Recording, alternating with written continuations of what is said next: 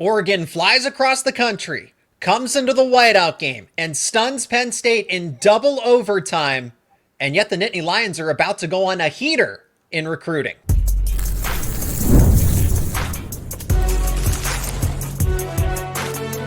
You are Locked On College Crossover, part of the Locked On Podcast Network. Your team every day. You are locked on to Penn State football in this crossover episode. My name is Zach Seyko, and I am your host of Locked On Nittany Lions, your daily source for all things Penn State sports. And I am joined by Brian Smith, host of The Portal and Locked On Seminoles, the recruiting expert here on the Locked On Podcast Network, but also just general college football expert. As we are going to talk about Penn State recruiting and reacting to the game once again, takeaways from this game. But Penn State is in prime position to land some key in-state prospects, as well as two potential 5-stars at wide receiver and quarterback. But first, a reality check as Penn State loses another big game under James Franklin. Today's show is brought to you by FanDuel. Right now, new customers can bet just $5, and if your bet wins, you'll get $300 in bonus bets to use across the app. Download the app today. All right, Brian, let's talk about your takeaways, because I've shared tons of them on the football field, live after the game at 1 a.m., and talked about a lot of the flaws within the offense. But I guess you kind of have a bigger picture look at it, just because James Franklin is now 4-21 against top 10 opponents. All the deck was stacked in favor of the Nittany Lions. Oregon's a hell of a football team. That is a national title contending team this season. They are either number 1 or number 2 with Ohio State. But what is your assessment now of Penn State after doing what they've done for the past decade? Basically, they are who they are under James Franklin. I mean, it's nothing that you haven't covered. Do I think you're going to win a national title with him as your head coach? Probably not. But here's the sidebar. At some point, your quarterback just has to be accurate consistently. Like he threw that bomb on that first touchdown. That's as good a pass as you'll ever see at any level. But then they'll throw a 10-yard hitch route and he'll two-hop it. Yeah. Like he's just not clutch on a consistent, like he's frustrating. The bomb, like I talked about, that was as clutch as it gets. I know. That's a pro throw. Hell, that's an all-pro throw. Like the coverage wasn't perfect, but he put it where his guy could make a play and the DB had no chance. Yeah. That's why somebody will probably still draft Allar, by the way. We can fix him. We can fix him. Yeah. That's the idea. It's like the dumb girlfriend that thinks that they can fix the boyfriend who's an idiot. That's drafting Drew Allar. I don't think he's a pro quarterback. He's not consistent, but he's got the arm. He's got the size. He's got the guts. He runs. He's just not very consistent. How much of that is James Franklin's fault? 1%? At some point, you just got to trust the technique you've been taught for God knows how many years to throw the ball the same way every time. And he doesn't. So Penn State's got every resource known to man for football. There is no shortage of cash for Penn State football. So I just don't see why you would trust him. Like I've listened to 2 podcasts that went over the game, and it was like I was looking in a mirror. They said, Drew Allar is just not the guy. I was trying to see if anybody had a different view, because that was my take as well, and I think it too. I think he will get you to 9-3, 10-2 every year, but you're not going to win anything with him as your main guy. And that's the idea, right? This is the conversation that we have over and over and over again. We said we framed it as that, Brian, they can finally buck the trend. They can finally rewrite the narrative and say we are a tier 1 team.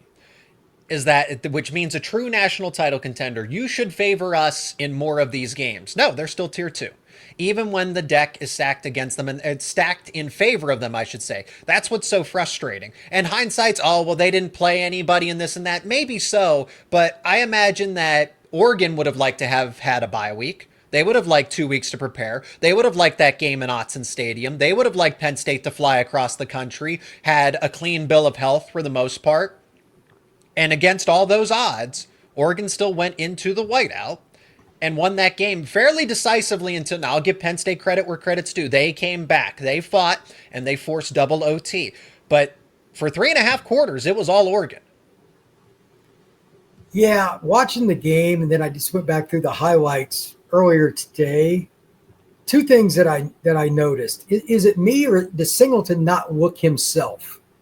Like nobody does. Drew Allar, Singleton. I guess Drew Allar somewhat looks mostly like himself, depending on who you ask. But Singleton doesn't. The offensive line doesn't. Guys like Zane Durant. We've talked about Zane Durant ad nauseum, how this guy can be an All-America caliber player, and now apparently he's overrated. I wonder how many. I say this all the time on Locked On Seminoles, and I'll say it here too. There's no such thing as an accurate injury report at the college level. Ever. Oh, that's fair. And James Franklin would never tip his hand. Yeah, it's just never. It is what it is. But like, especially quarterbacks, and I know that pisses bettors off. You're never getting one at the college level. Not even remote. Forget who it was. Somebody, the Utah coach. Just as an example, a couple weeks ago, his quarterback missed multiple days of practice, and he didn't put him on the injury report. They got fined, and he doesn't care. No. So that just puts it in perspective. Does Singleton look healthy to me? Absolutely not. I remember him running away from Notre Dame's defense last year. Like, he wasn't running. Like, it's not the same. He just doesn't look the same to me. And Oregon's fast and all that stuff. Yep. He doesn't look the same to me. The O-line, though, like, that's harder to grade. But that's mostly the same. What do they got, Zach? 4 guys back from last year? If you want to be technically correct, 5. All 5 of them were starters from a season ago at some point in the season. They're still good. They but are. They weren't as maybe effective. They're not that great. I don't know. Oregon's big up front. I knew they would cause them some problems, but they got more penetration with big guys than I thought they would get. I was a little surprised by that. Penn State underwhelmed me up front, and everybody has an off game, but like just, they run outside zone very, very well. It was okay. I don't know. Nothing about them made me think that was even a top 10 team offensively.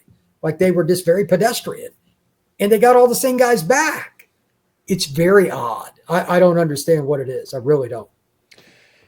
Now let's kind of wrap up with this, because the concern is that Penn State may miss the college football playoff. And that's it is a doomsday scenario, not only because, not reaching the national title is one thing, but it is definitely on the table now that Penn State could go 9-3. You bring back everybody, you go and get Amari Campbell and Trevor Pena out of the transfer portal, you reinvent the wide receiver room, you push guys out, you bring new players in, all to go 9-3 and miss the postseason. Clemson, that's kind of the Clemson scenario, and Clemson's completely out of it. But Penn State fans have now dealt with heartbreak in 2 separate instances, with Notre Dame obviously in the semifinal, and then Oregon here in this whiteout game, both at the decision-making of Drew Allar. So for you, I'm concerned that Penn State loses to Ohio State and then Indiana continues to roll along. Can Penn State beat Indiana and Ohio State? Absolutely, but you can also go 9-3 just as likely in that same breath. Is there anybody else besides Indiana that they play on the road as a good team, or they?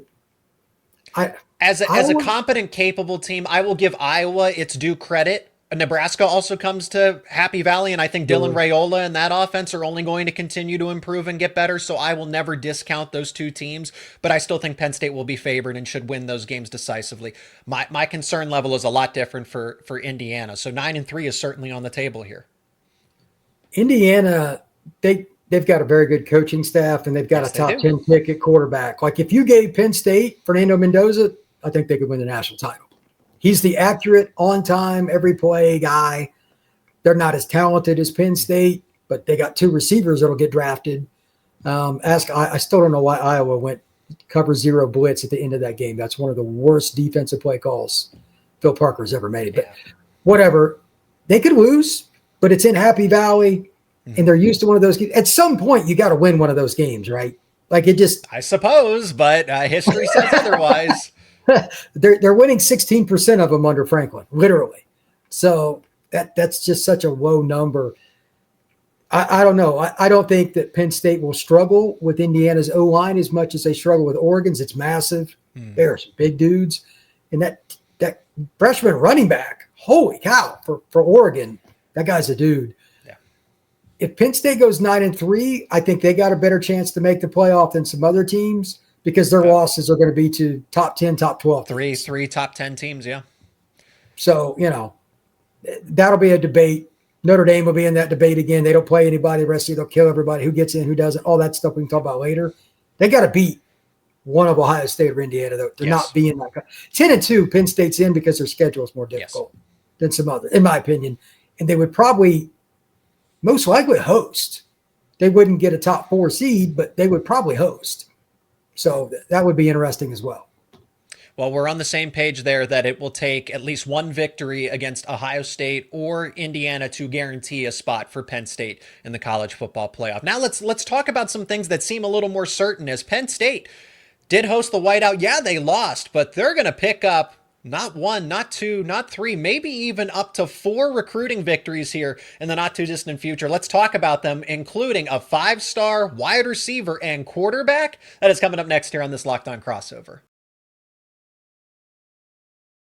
And this episode is brought to you by Mazda. Mazda crafts cars for those who do more than simply move.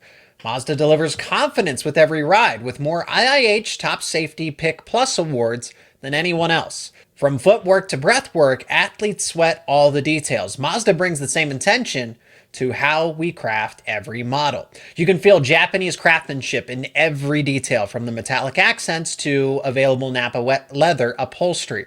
You can make everyday drives feel like anything but, from smooth handling to intuitive controls. With all-wheel drive standard in every crossover SUV, you can drive with confidence through almost any season. Like our players, we sweat every detail, because when you make every move count, impossible becomes irrelevant. Mazda. Move and be moved. This episode is brought to you by Monarch Money. Most people can't name all of their financial accounts or even what they're worth, whether it's 401ks, properties, or investments. And when you don't have the full picture, you can end up leaving money on the table. That's why there is Monarch Money. It's an all-in-one personal finance tool that brings your entire financial life together in one clean, easy-to-use interface on your laptop or on your phone. Monarch is built for people with busy lives. If you put off organizing your finances, Monarch is for you. Monarch does the heavy lifting for you. You can link all of your accounts in minutes, see clear data visuals, get smart categorization of your spending, and finally feel in control of your money without ever touching a spreadsheet. You can maximize your investments, increase your savings rate, easily review finances with your partner or a financial advisor, and keep a clear view of your financial health week to week or long term. Don't let financial opportunities slip through the cracks. Use code LOCKEDONCollege at monarchmoney.com in your browser for half off your first year. That is right, 50% off your first year over at monarchmoney.com with code LOCKEDONCollege. Penn State's in a great position to pick up a bunch of quality prospects here, and that's what the Whiteout is for. That's why they hosted 200 recruits, over 200 recruits. And yes, granted, it was a loss, but you and I, Brian, would agree that the prospects are more concerned about their future than that game in the moment. So they can be the difference, right? They can come to Penn State and be the difference to get that win in a high-stakes Whiteout game. So with that being said, Penn State is in a great position for a potential 5-star wide receiver in the 2027 class, and to be determined on the 5-star quarterback, but Penn State's right there in the mix. Matthew Gregory, the wide receiver out of the state of Pennsylvania, which is great. You want to keep a high-quality talent in-state. And then Elijah Haven, somebody we've mentioned in our crossover episodes, who Penn State got a surprise visit. All SEC schools across the board. And then Penn State. Interesting. No, I know Ohio State has a quarterback commit, Notre Dame, but no USC, no Oregon. It's Penn State in that mix for Elijah Haven. They made strong impressions on both. So strong of an impression on Gregory because now he has an on-3 projection to commit to Penn State. It's still, again, it's not finalized, anything like that, but if On3 feels confident enough to put in a prediction for Gregory, I will take that as a fantastic sign. Yeah, I'm pretty interested with Matthew Gregory. Twitchy kid, can be a route runner underneath, really fast. He could play corner or safety if you wanted, but he has the speed to get over the top. He's a modern receiver. In some ways, I'm not saying he's the same, but in some ways, he's kind of like DeCorian Moore in terms of his style. DeCorian's hands are obviously unbelievable, but similar player, gets off the line very quickly, can beat bump coverage, and after the catch, he's no fun either. That's a guy that can probably play for any school in the country very, very early, and Penn State needs wide receivers. I'd imagine he would play as a freshman for the Nittany line. I'd say he'd start, but that's a kid that would absolutely play it. Again, I saw him at Future 50. He stood out. That's a guy that will end up with 40-plus offers, no doubt about it. Yeah, and that was something because I listened to an interview with Steve Wiltfong, who's over at On Three Rivals, and he's the one that made that projection. And he said that, hey, he will still take his time, go through his offers, go through his visits, but he still said, he did preface that I still feel strongly enough to put in a prediction for the Nittany Lions. It is going to be tough to defeat them, as he framed it. So and where Penn State already is in the 2027 class, to potentially land a 5-star wide receiver to go along with a 5-star running back in Keemon Spell, a 5-star offensive lineman in Leighton Von Brandt, another guy who's been in the 5-star category but has regressed a little bit in the rankings, Khalil Taylor. He's either a high-end 4-star or a high-end 5-star. Running back, 5-star running back, 2 5-star wide receivers, and let's not forget about Gabe Jenkins on the other side, the defensive side of the football, as a 4-star linebacker. That Penn State couldn't have asked for a better start to the 2027 class. But let's go back to quarterback, because let's complete the trifecta here of star running back, star wide receivers, star QB. This also brings in a little bit of bad news, as Keegan Croucher, who we've discussed at length on these shows, is projected to end up at Ole Miss. Okay, Northeast quarterback, not ideal. So Penn State, I would say it's kind of all or nothing on Elijah Haven. You don't get Haven. Now, could another quarterback emerge later on in the cycle? Absolutely, that's possible, but still not where Penn State wants to be. They would rather secure a QB commitment now rather than be behind the 8 ball. It helps with receivers. No two positions in American sports, at least, are connected more than wide receiver and quarterback. Yeah. Haven's a well-known player. He was, ironically, but he's talked about Gregory, at the same event. They were literally throwing together at Future 50. So, I mean, it's ironic, but if you get him early, not only are you going to help get some of the kids in PA, there's a couple of really good receivers there. You might be able to get a kid from Alabama or Mississippi or Louisiana, where he's from, as well. Everybody knows who that kid is, and he's a traditional pocket quarterback that is on time, on the money. I mean, that's got to be their guy now if Keegan Croucher is going to end up at Ole Miss. So yeah, all hands on deck to get him in the boat, if you will. So we'll see where it goes. But he's one of the top quarterbacks in the country, and LSU's already got their quarterback in that class. So I know they should have a pretty good shot. He's from the state of Louisiana. I was surprised to see them get now. Peyton Houston's also from the state of Louisiana, but I was very surprised that they went with Houston over someone. And the margin of difference is that might come down to personality and fit within the culture, sure, right? They just might say, hey, we want Houston to commit just because we think that he's a better locker room fit than Elijah Haven. I don't know what's going on there in that regard, but it is interesting that they passed on the number 1 quarterback in the class. Granted, it's still a top 10 QB in Houston, but it opens up the door for Penn State to say, okay, then, we'll take a commitment here, but it's not going to be easy. Florida's going to be after Elijah Haven, and I think that's if you asked a lot of, and you might agree with this, Brian, if you asked other people that are following this recruitment, they would say that Florida's probably the team to beat at this point, maybe in Auburn as well, but Penn State is right in the mix. I would say it's really down to Florida and Penn State primarily. Well, if it's down to that, I mean, Penn State's probably in a better spot as a program. I'm just going to go ahead and throw that out there. And on top of it, seeing the whiteout. It seems obvious, you would think, but. Well, I mean, DJ Lagway committed to Florida when they stunk too. So, This is recruiting, brother. I tell people all the time, kids pick coaches, not schools. It makes a lot of people mad, but it's just the way it is. Although Franklin's a really good recruiter anyway. So I don't know if there's anybody else that can come along. I mean, it's recruiting again. If SC calls or something, who knows? But right now it looks like Penn State's in the driver's seat.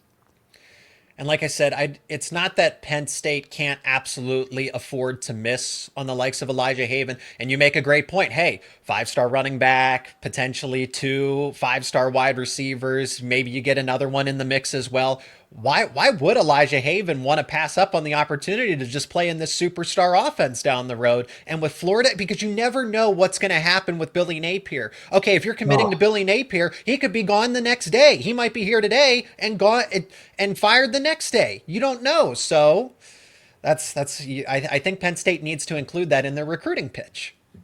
I can assure you, in some way, shape, or form, that's been made by numerous schools. Penn State wouldn't even have to. They may anyway, but that's inevitable. That's inevitable.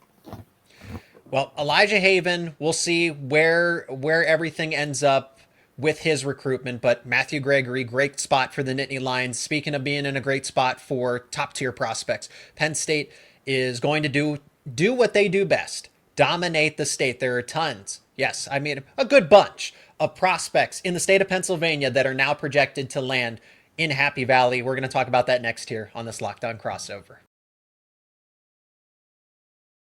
And this episode is brought to you by FanDuel. The NFL season is here, and FanDuel has an offer you do not want to miss.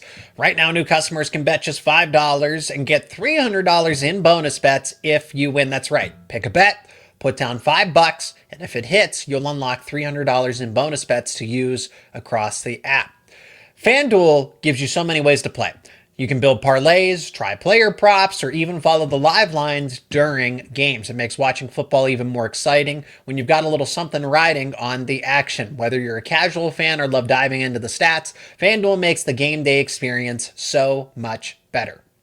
And you can bet on Penn State football over at FanDuel. The lines are available for Penn State versus UCLA. Penn State is a heavy favorite. 25.5 points on the spread, minus 3,500 on the money line, plus 1,280 if you're thinking UCLA. The total is set at 50.5. If you like those lines, you can bet them over at FanDuel.com or the FanDuel app. So what are you waiting for? Visit FanDuel.com to download the FanDuel app today and get started. And this episode is brought to you by Square. Your favorite neighborhood spots run on Square. There are certain businesses that make the neighborhood the neighborhood. These are the places that become an extension of home. Whether it's the sports bar dedicated to your team's fan base, the spot with the best wings in town for game day, or that beloved local chain that's been rooted in your community for years, these businesses are what bring people together. When your neighborhood businesses thrive, the whole neighborhood thrives.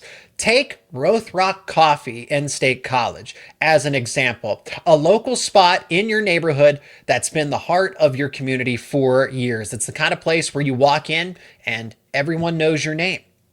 When you show up, when we all show up as a community, it can mean big business for local business owners. Money spent in the neighborhood stays in the neighborhood. Square is a proud partner of more than 4 million neighborhood businesses around the world. You can go to square.com/go/lockedoncollege to learn more. But before you do, go support your favorite neighborhood spot. You'll be happy you did. Square. See you in the neighborhood.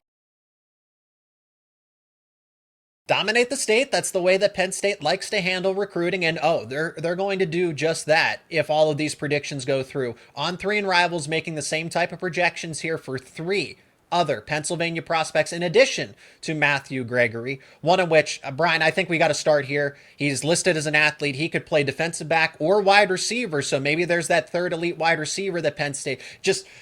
You and I, before we even hit record, when we talked about Bonner specifically, just get him onto campus and figure it out later.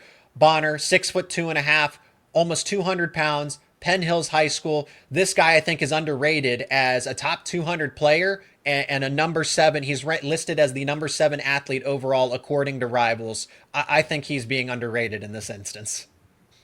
For those that haven't seen his film, think of a taller running back, but it can also play corner or safety or receiver. That's a powerful guy. Like, he's a very unique frame. Most kids his age, they don't look anything like this kid.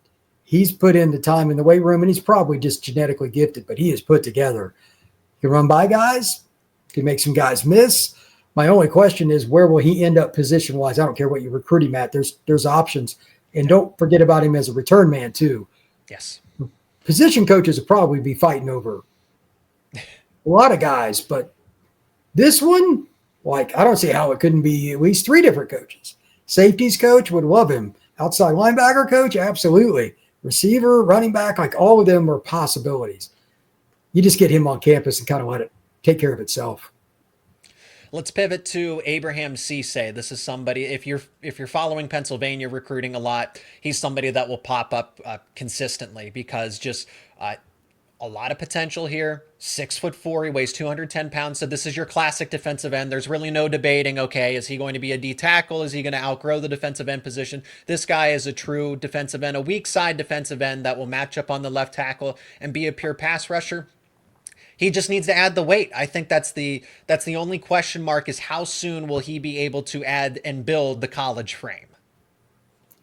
I love the frame. 6'4", 6'5", 220-ish, has plenty of room to add weight, and he's got really long arms. He is the definition of the weak side defensive end that comes off the edge on a 7 technique and tries to speed rush.